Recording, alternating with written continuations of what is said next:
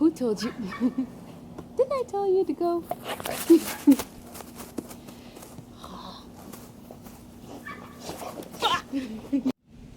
Are you gonna focus? You don't need no other body.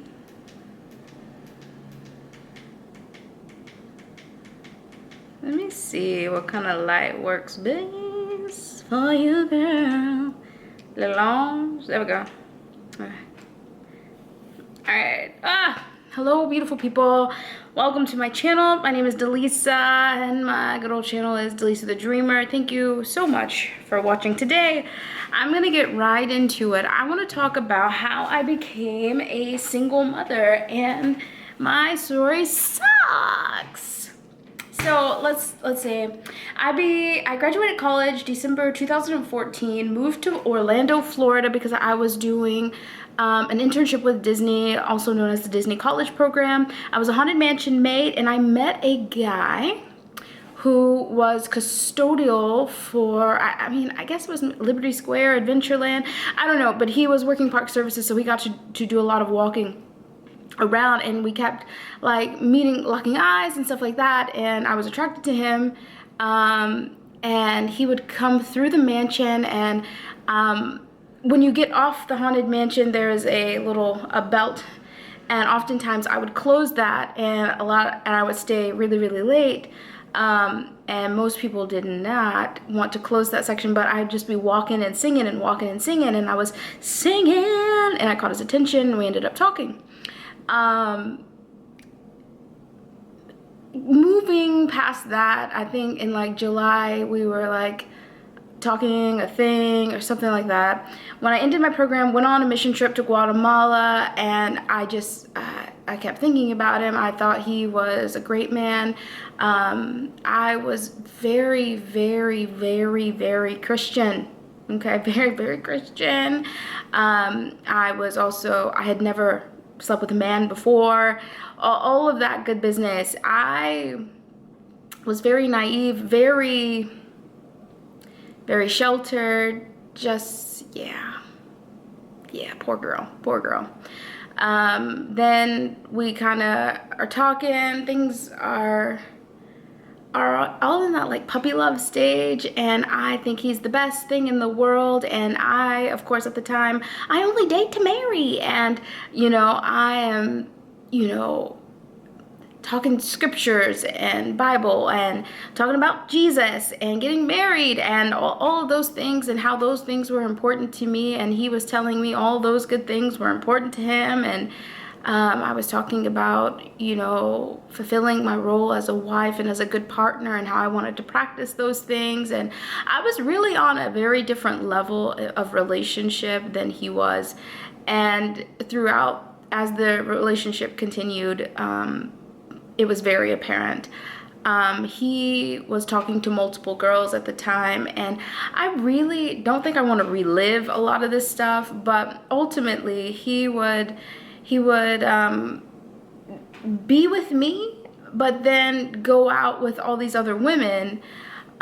He would tell me that they were, oh, that's my cousin, and he had another girlfriend while he had me as a girlfriend, and it was a very hot mess, and I felt like my job was to pray for him. My job was to, and I have prayer journals, guys. I have prayer journals in my back room filled with prayers of how I was praying for him, and I hope things got better. Within, like, I guess 3 months, I lost my virginity to him. He was the first man I ever slept with, and I was so in love, and it was hard. It was hard to see very clearly. It was very hard to get out of the trap, and I don't mean, when I say the trap, I mean like when you're blinded by love. When you're blinded by love, it is hard to get out, and so I'm working to forgive, and I'm really, like, I believe that God is going to change you. I believe that you're going to be a better man. I believe, and these are like words I had to keep saying over and over because I felt that this was the man I was going to marry and this was the man I was going to be with. And everything kept getting harder. It did not get easier. It got much harder. And as it continued, there were still other girls. There were still this. And then like we would break up but be together-ish. Like it was all weird until about, there was one time I had gotten tickets for us because he was from Haiti, and I had gotten us tickets to see Haiti versus Brazil, I think, in like Copa America, some soccer game. He was really big into soccer. And I found out that he went to like one of the Disney theme parks with another girl, and I was just like, I can't. And then I had to fake happy. Like I had to pretend to be happy at the game, and I was miserable. I remember one time he told me that everything about me was good except my body. He told me that I needed to lose weight, and y'all, I remember going vegan. I remember working so hard. And now when I look at pictures of myself when I was 123 pounds, I look sick.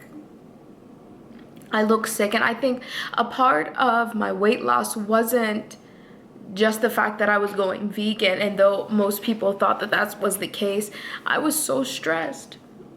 I was so stressed trying to figure out why he doesn't love me. I was so stressed trying to figure out why he couldn't do right, why he kept lying, why, all of the deceit, all of the craziness. Multiple times he would go on trips. I remember he went to Haiti one time, and he told me that, you know, he was going to behave and he was going to be good, and he ended up linking up with some girl. And the girl took a picture. The girl added me on Facebook, took a picture of them kissing in a pool, and posted it. Like I wasn't, like, and when I confronted him about him, oh, you don't know, that's not me. And it was clear it was him. It was so obvious. And time after time having to forgive, he had whoever the girl he was talking to before he met me, she was constantly blowing up my phone. She would make fake Facebook accounts letting me know that he was with her and this, that, and the other. And it was just like, it was a mess. It was a mess, but I just believed that God was going to change this man, that he was going to do these good things, and God was going to come through. I firmly believe that. I got really close to his family. His family treated me like I was a part. I was a part of that family. And nobody could tell me any different. But there was girl after girl after girl after girl, and it was a mess. And then in 2017, it got really difficult because I got pregnant. And I remember not getting my period, and I was like, maybe it'll come soon. And then I remember waking up and feeling a strange pain in my boob. And I said, oh no, I think I'm pregnant. Later on that morning, I decided to take a test, and it came back positive, and I was in the bathroom. I went to his house to let him know. I said, hey, are you home? I need to see you. And I showed him the pregnancy test.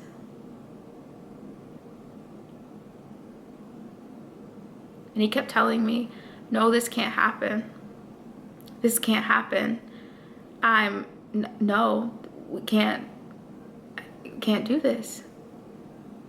And in my head, I was like, what are you talking about? This can't happen. This is messing up my whole life. What happened to the man that I loved? He told me how he didn't want the baby. He didn't want to do this. And he wanted me to go to another place to make sure. And so alone, I went to a clinic and got tested, and I got to see my son. And I remember talking to him about what we should do next. And he wanted me to move back to Texas